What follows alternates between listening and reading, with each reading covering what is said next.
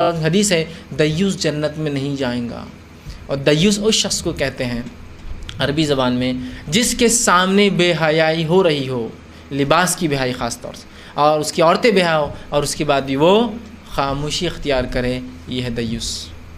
ہم دیوس، اور آپ نے فرمایا دیوس جنت میں نہیں جائیں گا، چونکہ جب مرد دیوس ہو جاتے ہیں نا تو عورتیں ہو جاتی ہیں اور پورا سماج پھر بگڑ جاتا ہے۔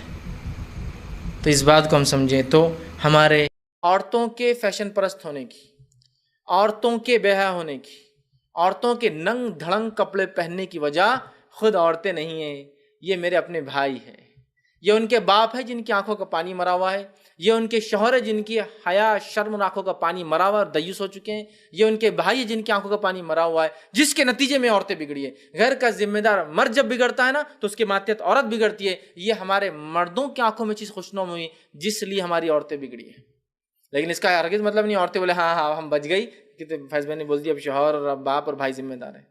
آپ کی اپنی پکڑ ہے نا، جلیں گے تو آپ اپنا، اس کو تو صرف نہ بولنے پر سزا ملیں گی، کرنے والے کا تو الگ۔ جب ایک نے بھڑکایا دوسرے نے خون کیا تو بھڑکانے والے کو اس کے بھڑکانے کی سزا، لیکن خون کرنے والے کو تو خون کی اصل سزا ہے۔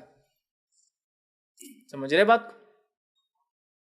یہ مردوں کی دی ہوئی ڈھیل کا نتیجہ، یہ ہماری خواہشات کا نتیجہ، جو ہم چاہتے ہیں دوسری عورتوں کو دیکھیں تو ہماری عورتوں کو ویسا دیکھ کے ہم کو برا نہیں لگتا ہے۔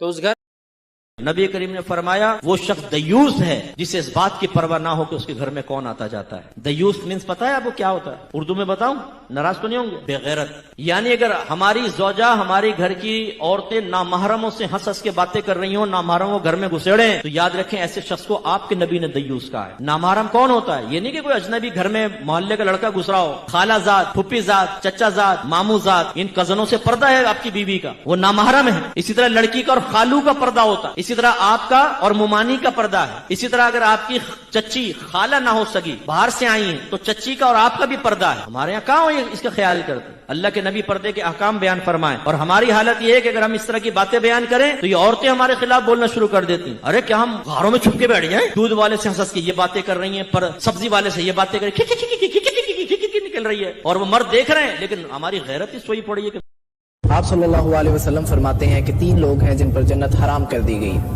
جس میں تیسرا انسان بتایا گیا جو دیوس ہے۔ دیوس کیا ہوتا ہے؟ دیوس وہ جس کے گھر میں گناہ برائی ہو رہی ہو اور وہ اس پر خاموش رہے، روکے نہ۔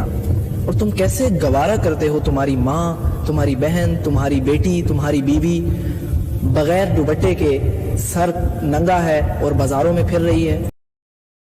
3 لوگ جنہیں اللہ تعالیٰ نظر رحمت سے قیامت والے دن یعنی میدان محشر میں نہیں دیکھے گا۔ پہلا وہ شخص ہے جو والدین کا نافرمان ہے۔ دوسرا والمرأة المترجلة المتشبہة بالرجال، وہ عورت جو کہ آدمیوں کی مشابہت اختیار کرتی ہے۔ تیسرا شخص جو حدیث میں آتا ہے وہ کون ہے؟ وہ دیوس، بغیرت مرد۔ بغیرت مرد کون ہوتا ہے؟ جو کہ اپنی ماں، بہن، بیٹی اور بیوی کے لیے نامحرم سے تعلقات یا بے حیائی یا بے پردگی کو برداشت کرے، جو اپنی عورت کے پردے کا خیال نہیں رکھتا، جو اپنی عورت کو کہتا ہے بھئی یہ تو میرا بھائی، ایسے کیا پردہ کر رہی ہو، یہ تو میرے رشتہ دار، ایسے کیا پردہ کر۔ بغیرت مرد ہے، بغیرت۔ ایسے بھی بغیرت مرد ہیں کہ جو اسلامک کپلز کے نام سے بھی جو ہے وہ پیجز چلا رہے ہیں اور اپنی بیویوں کو جو ہے وہ نمائش کر رہے ہیں۔ پردے میں ہی کیوں نہ کر رہے ہو، نمائش تو کر رہے ہیں نا، اپنی بیوی کو کون نمائش کرتا ہے یار۔